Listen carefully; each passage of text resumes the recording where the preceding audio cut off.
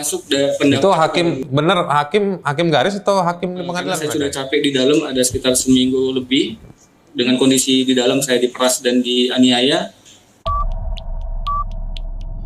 Ya, orang yang mempublikasikan kejahatan yang dilakukan oleh oknum negara itu sebagai sebuah kejahatan. Jadi gimana Ben? Keluar kamu mandi berapa kali keluar dari penjara?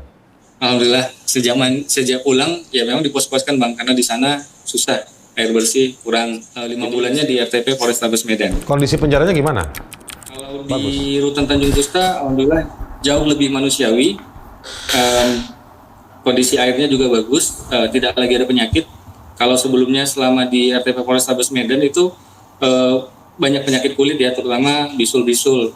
Nggak tahu penyebabnya apa, tapi yang jelas begitu pindah ke Rutan Tanjung Gusta, alhamdulillah tidak ada lagi tumbuh bisul. Kita nggak tahu penyebabnya apa, tapi yang jelas kayaknya ada masalah di air ya, air bersih. Oh, jadi di tahanannya kantor polisi itu malah banyak penyakit kulit ya?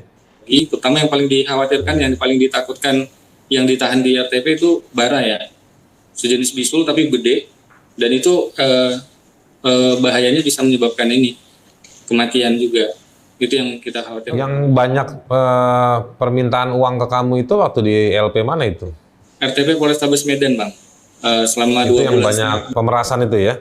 Iya. Itu yang banyak pemerasan ke kamu itu ya, dimintain duit yang si Uni Fitra cerita itu kemarin tuh ya? Betul Bang. Jadi waktu dipindahin ke Tanjung Gusta itu udah mulai reda? Iya Bang. Nah sekarang saya mau ngobrol soal peradilan. Gimana peradilan menurut kamu? Saya belum mendapatkan keadilan meski saya sudah bebas karena masih divonis bersalah, sehingga predikat bersalah itu atau narapidana akan tetap menempel seumur hidup ya. Apa yang dituduhkan ke kamu waktu di persidangan itu? Dituduhkan melakukan pencemaran nama baik. Yang menurut jaksa siapa yang dicemarkan? Nama baiknya siapa? Oknum pelapor, salah seorang oknum anggota. Siapa itu? Aibtu Johansen Ginting nama beliau. Jadi dia yang merasa nama baiknya tercemar. Beliau kalau kita lihat dari pemberitaan di media, masalahnya itu karena ada kata menunggak disebutkan atas mobil yang dia pakai. Saya sebutkan mobil yang dia pakai karena memang mobil itu secara kepemilikan bukan mobil beliau, karena kalau dilihat dari STNK yang beredar di media, mobil itu atas nama anaknya, Jody Anggara Ginting. Jadi kebetulan mobil itu beliau pakai dan beliau juga yang melaporkan.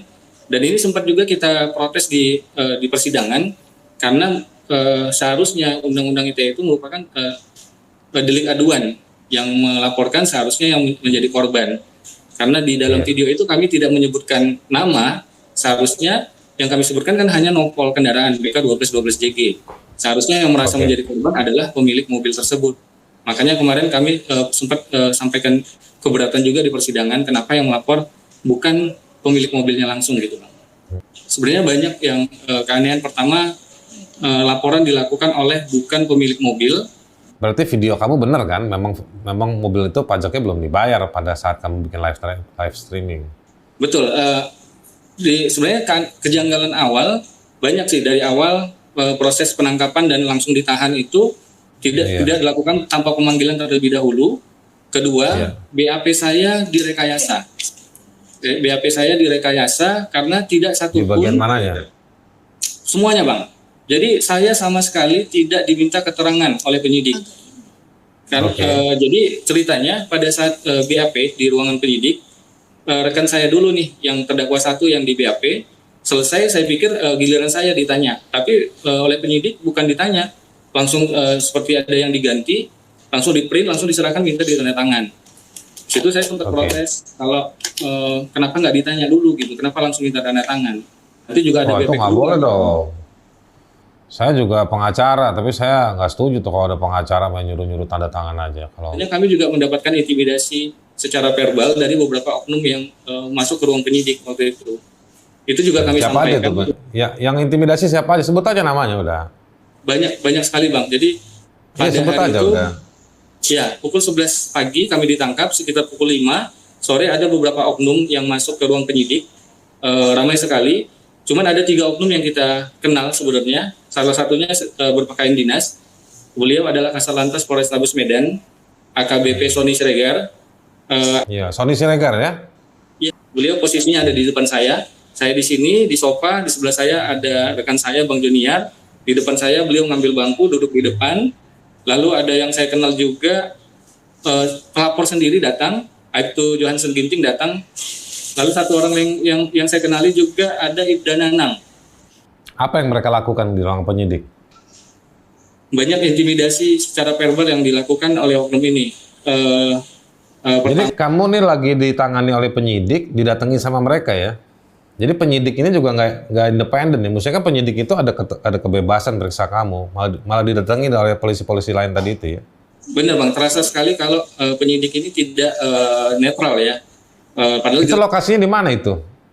Di ruang penyidik, di ruang 2, lantai 2 Polrestabes Reskrim, Satreskrim Polrestabes Medan Bang. Iya. Ini kan, jadi, itu menurut saya tuh kejahatan dalam wewenang kepolisian ya. Jadi mereka itu menggunakan kewenangannya untuk mengintimidasi, membuat prosesnya jadi tidak independen. Nah saya tanya lokasinya tuh karena nanti kalau mestinya yang hal-hal begini bisa diketahui oleh para ombudsman atau Propam Polri untuk ngambil tindakan kepada polisi-polisi yang tidak bertanggung jawab pada jabatannya tadi itu. Justru di situ, itu kan di dinding, polisinya mungkin nggak baca kan, penyidiknya nggak baca atau nggak bisa baca dia.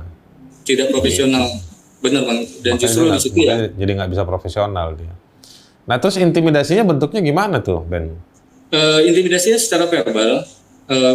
Pertama, saya diancam bestam.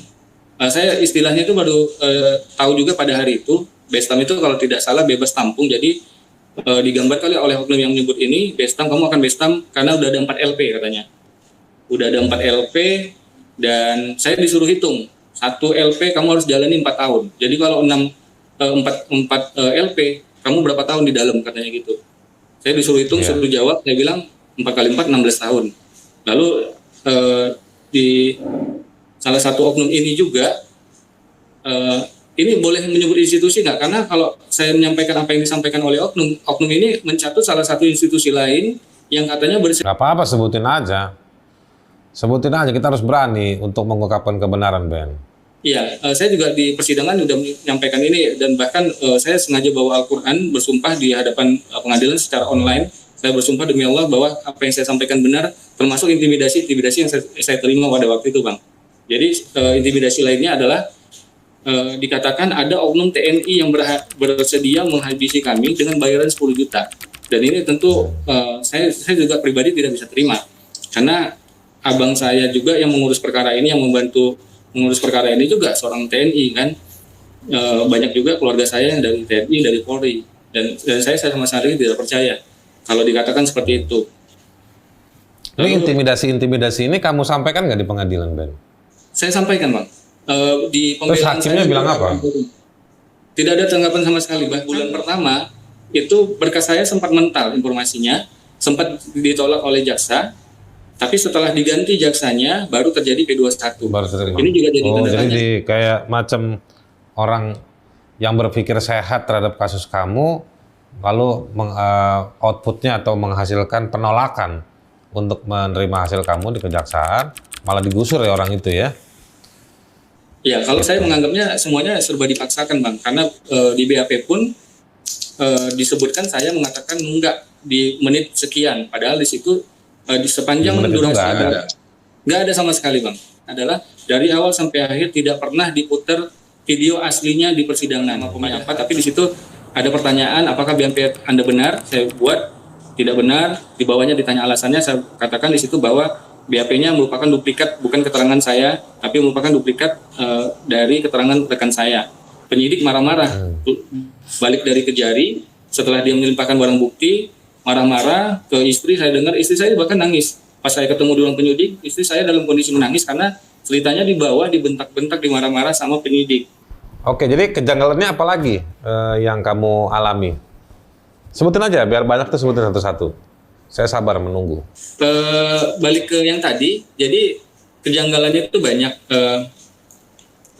Kami juga sudah sampaikan, baik itu secara langsung, lisan melalui PH juga, ataupun di pembelaan saya, di pledoi, saya juga membuat pembelaan pribadi di samping PH. Saya membuat pembelaan pribadi itu sekitar 21 halaman. Di situ saya jabarkan semua termasuk kejanggalan-kejanggalan, Bang. Nah, kami sudah melakukan mediasi. Pada saat ditangkap, istri sudah mengajukan penangguhan penahanan, tapi tidak pernah disetujui, beserta surat jaminan juga.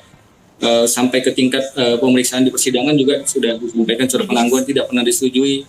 Mediasi sudah kami sampaikan bahwa kami sudah melakukan mediasi 3 kali, bahkan 2 kali istri hadir, 1 kali oleh PH. Di situ istri sudah meminta maaf. Saya juga di ruangan Kanit Reskrim berenam, saya, istri, Bang Joniar, istrinya, lalu diapit 2 PH kiri kanan. Di situ kami direkam, disuruh melakukan permintaan maaf. Ada teks yang sudah disiapkan oleh PH. Jadi tapi itu sia-sia semua. Diarahkan untuk menghapus semua video di channel YouTube saya dengan harapan karena saya sudah capek di dalam, ada sekitar seminggu lebih dengan kondisi di dalam saya diperas dan dianiaya, dengan harapan saya bisa penangguhan penahanan supaya bisa kumpul sama istri. Akhirnya saya setujui, diminta dihapus, kita nonaktifkan semua video-video itu, kita setujui. Ternyata itu dibohongin aja ya? Dibohongin, Bang. Beberapa kali kena prank. Yang paling menyakitkan itu di malam pertama, kami kan dititipkan sekitar pukul 2:30 pagi dititipkan di ruang blok reskrim, blok kecil. Besok paginya sekitar pukul 5 sore dipanggil, ayo Benny Edward, Junior Nenggolan, dipanggil. Saya nggak lihat orangnya, tapi kedengaran suaranya teriak dari luar, ayo bawa barang-barang, pulang katanya, jangan balik lagi ya katanya. Saya pikir waktu itu beneran pulang. Alhamdulillah disetujui nih penangguhan penahanan, kan udah 1 malaman saya nggak tidur karena ditahan untuk pertama kalinya. Bahkan istri saya lewatin, cuman tatap-tatapan aja, nggak boleh mendekat ke istri. Yeah. Saya pikir toh nanti juga ketemu juga, karena saya pikir beneran pulang hari itu. Ternyata cuman ngelewatin istri, ternyata diserahkan ke blok RTP di belakang. Di situ baru saya kaget, kena prank tadi. Ternyata langsung diserahkan dan langsung dimasukkan ke blok D. Disitulah mulai penderitaan saya dimulai di tanggal 19 itu. Mulailah di hari-hari di Sekarang saya mau balik lagi ke pengadilan. Di pengadilan itu jadi pembuktiannya itu, jadi sidangnya secara online. Anda nggak pernah ngajuin untuk biasanya gini, kalau pembuktian itu biasanya harus langsung kan?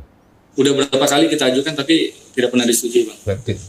Nggak disetujui. Lalu bukti-bukti, argumentasi dan bukti-bukti yang Anda sampaikan di pengadilan juga nggak digubris ya oleh hakim ya? Iya. Lalu putusannya apa kemudian? Anda dinyatakan bersalah? Kami yakin sebenarnya Pak, sejak awal dengan banyaknya fakta persidangan yang banyak yang janggal yang kami sampaikan di persidangan, lalu saya juga melampirkan banyak bukti termasuk data dari Samsat bahwa mobil itu ternyata 3 tahun berturut-turut pembayarannya setelah tanggal jatuh tempo, bahkan ada yang jatuh tempo setelah 19 hari.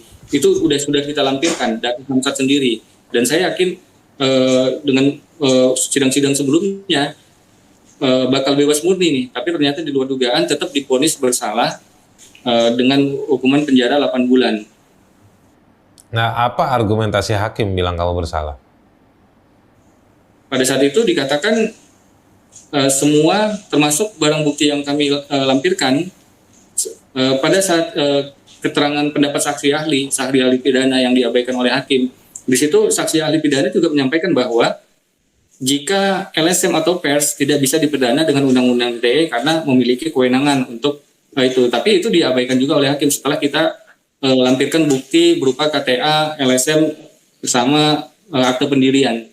Banyak hal yang disampingkan oleh hakim. Makanya saya mau tanya, jadi apa argumentasi, apa alasannya hakim tetap memutus kamu bersalah atau apa? Di putusannya itu dibilang apa? Iya. Argumentasi hakim ya katanya kami sudah menyebabkan si korban, saksi pelapor ini merasa malu karena dikatakan menunggak.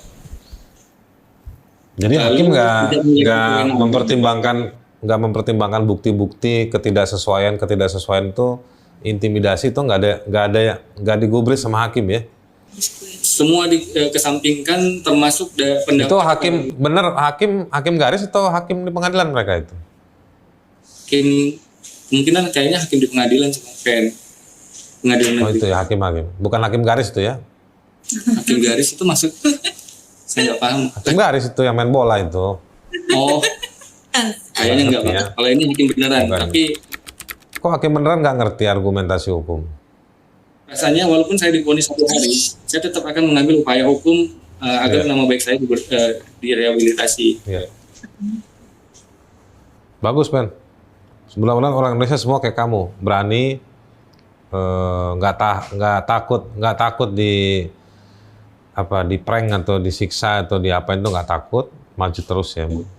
Iya, karena Kalau Indonesia warga negaranya kayak kamu semua nih, ya kan, bisa benar kita negara. Mau siapapun penguasanya nggak usah takut kita. amin, insya Allah Bang. Oke, Ben. Saya yakin banyak orang mendukung kamu. Saya yakin banyak yang mau bantu kamu. Iya, alhamdulillah banyak banget supportnya Bang. Jadi kalau saya dan banyak mendukung, alhamdulillah Bang.